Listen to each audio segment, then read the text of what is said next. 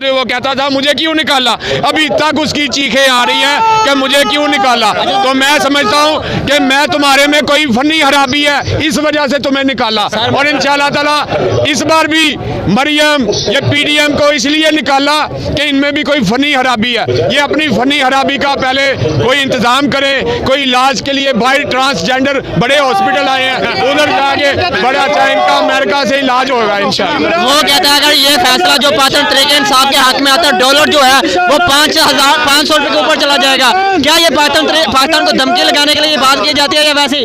ये तो पाकिस्तान के डाकू हैं, ये पाकिस्तान के डाकू हैं जिनको हुकूमत दे दी है, और ये जो खजाने हाली कर रहे हैं यहूदी कर रहे हैं। और मैं इदारों से रिक्वेस्ट करता हूँ, ये चोर डाकू लुटेरे आपने क्यों सिलेक्ट किए? आप उस वक्त से पीछे आ जाएं कि पाकिस्तान ठीक हो जाए। तो पाकिस्तान के मुस्तकबिल की जो जंग लड़ रहा है, जो पाकिस्तान